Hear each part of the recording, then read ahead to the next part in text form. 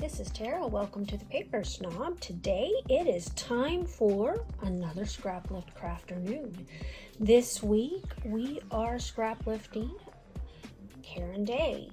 I chose the layout for this week and this is a fun one. She used a Not Just for Boys kit to create a really fun layout. I will pop up that photo in the corner for you so that you can see what her layout looks like. But let's talk about what I am going to be using. So I pulled a border die from my die collection because she has quite a few like borders that are anchor points on the layout, as you can see. I also pulled my Sweet Rush papers. I don't have the full collection, but I do have one of the 6x8 paper pads and some 12x12 sheets. Now I'm going to confess that when this collection first came out, I wasn't a huge fan. I looked at it online and went, don't like that. Then I saw it in person. Big mistake! So I've been collecting bits and pieces of it here and there. I was at Joann's here a couple of weeks ago and they had a couple of the sheets of 12x12 paper on sale for 50 cents a sheet. So I grabbed a couple more sheets of the 12x12. They didn't have all of it and I tried to only buy the stuff that I thought I would use. So I have done some pre-prepping on this layout, and I fussy cut some flowers out of this piece and then out of this piece. And these are scraps from a previous layout. These pieces here, I did a Scraplift Crafternoon in I think 2022 that I used these pieces. I don't remember what I cut into this one for, but it's a scrap as well. I'm not sure what I'm gonna do with that yet, but I have some scraps. And then I had a partially used sheet of the tags from the 6x8 paper pad that I went ahead and I cut down so that they're ready to go. This isn't from Sweet Rush, this is from L Studio. This was in my March counterfeit kit and it matches the colors, so I pulled it. Pulled the stickers, pulled the stickers, which are, as you can see, unopened. And so I think I got this at Joann's this past week too, so it's not opened either, but there was a label on her layout. You all know I love my labels for journaling, so we'll see what I use from here. I also pulled in this stamp. Now she did some stenciling on the corners of her layout. I'm going to use a stamp instead, and I pulled in this brand new Distress Oxide that I have not used yet, and then this one as well, which I also just got recently on sale for half off, and it was one that I didn't have. So I think this one made my collection of the oxides complete. I believe I have them all now until he comes out with another new color. These are little metal pieces from Freckled Fawn. They were in one of their beautiful kits. I have 4 yellows and 1 white heart, and we'll see if I pull those in somewhere. And of course that's just an acrylic block. So I'm going to stop the camera, do a little bit more prepping, and then when I come back I'm going to speed you up so that you don't have to watch me do all of the stuff in what feels like slow motion. So be right back. So alright, I cut off the branding strips from my pattern paper and I have chosen this one for my background. I'm going to start with the Lost Shadow Oxide and my stamp to see how it works. It isn't showing. I'm going to go ahead and stamp a few anyway because in person you can kind of see it. As you can see on the purple, it shows up a little bit. But now I'm just going to switch out to the other color because it's darker.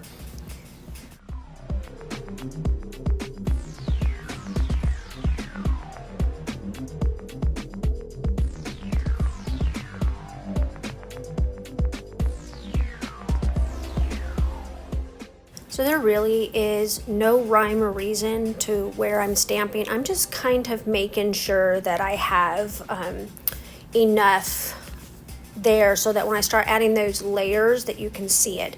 Now I was showing you how I store my foam pads underneath my ink pads. I put a piece of Velcro under there and then I just stick that foam pad under there.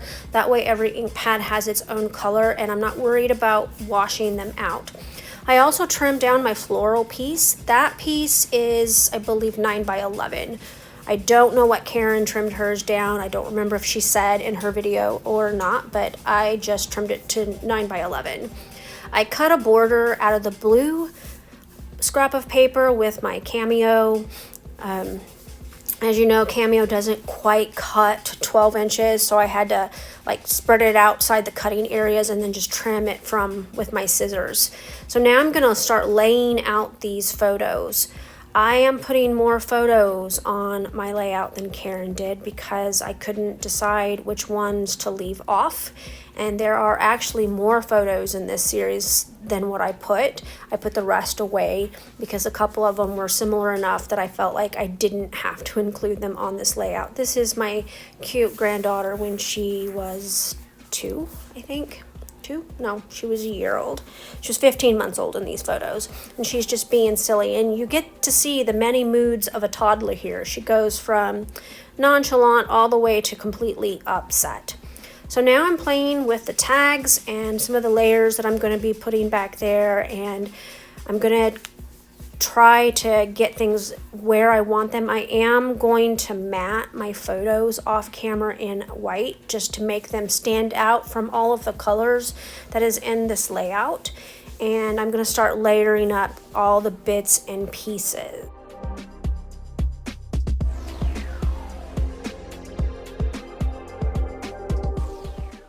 So I'm kind of looking through my stickers just to see if I can figure out what title I want to use. I like that title, but it's a little big. And so I put it back on the sticker sheet, and I guess I'll just do off camera and decide that. So I stepped away and I glued everything down. I went ahead and I journaled on my yellow tag, added the date, and I layered up some of the flowers and the tags. But one of the things that I didn't mention I was going to do was I sat with my white Uniball gel pen and I traced around those stamped hearts so that they would stand out a little bit more, and then I did a pen stitch around several of my layers, the floral piece, the X and O, and the zigzaggy green mark one I did as well. I also did some pen stitching in other places, but I covered them up so you can't see them. Now I did use that scalloped die that I showed you at the beginning of the layout, and it is on the bottom underneath my photos. So I really like the colors of this layout. It matches her little shirt really well, and I think it looks really good with these photos. I'm also adding some twine bows to each of my tags, and I had 2 brand new rolls of twine that I opened here. I have a green that's already open, but it's more of a mint green versus a lime green, so I opened this new one first. I try to use up a color before I open a similar color, but in this case the green was just the wrong color, and I'm just going to tie these little bows and stick them on the tags with a glue dot each.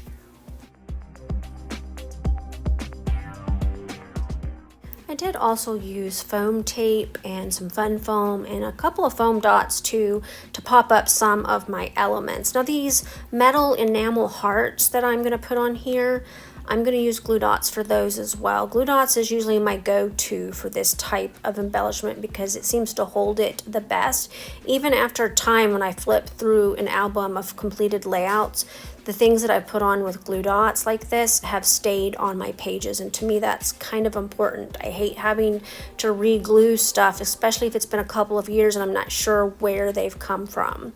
Now I'm going to go ahead and clear my space just a little bit, and I'm going to cover up my photos with some packaging, and I'm going to do some white splatters with my Delusions white linen spray ink.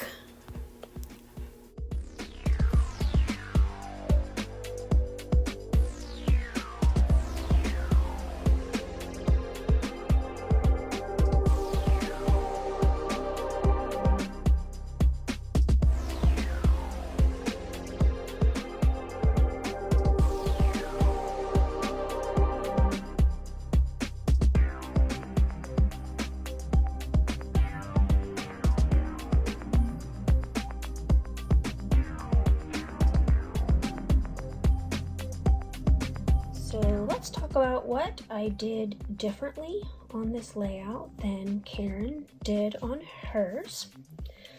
I left out the film strip element. I didn't put film strips on my layout at all, not because I don't like them, just because they didn't really go with what I was doing. But instead, I made kind of a border here with journaling. I also, of course, added 4 photos, and I didn't use a measuring for a border. I cut a scalped border with my Cameo. I didn't stencil, I stamped, and then I took my white pen, which is currently buried somewhere on here. Here it is. My white Stabilo. Actually, this is a Uniball Signo pen. I used it to trace around the hearts that I stamped, and used it for pen stitching around all of the patterned papers. I added these enamel hearts. They're actually metal framed with enamel in the center, and some fussy cut flowers and some splatters and some twine, and I just kind of made this layout my own. I kept in like her layered elements here and her layered elements here. I just changed them up a little bit to fit with the product that I was working with. There will be close-ups at the end of the video for you to see this layout in its entirety, excuse me. I will have detail shots as well, so make sure you stick around and check those out. I also want to make an announcement. Karen is joining our Scraplift Crafternoon tribe starting next week. We invited her to come along and play because we just recently lost 2 of our members, and we needed another one to come in and fill in that gap for a little while. We are hoping that Angela and Isabel will both come back at some point, but right now they have some personal family type issues that they are dealing with, and until those things have been resolved, we don't expect to see them. But we want to welcome Karen. We really hope that she enjoys playing along with us, and we hope that you enjoyed watching all of us scrap lift her this week, and that you will enjoy watching her work along with us starting next week. You have a great day. Bye. I forgot to mention at the beginning of the video that this layout is also part of the leftovers to layouts hop that I am participating in with Scrappin' on the Fly. Kristen is also a part of our Scraplift Crafternoon tribe, and so it'll be interesting to see if she used her Scraplift Crafternoon as a leftovers to layouts hop as well. Make sure that you check that collaborative playlist for Scraplift Crafternoon below, as well as the playlist for leftovers to layouts. Have a great day. Bye.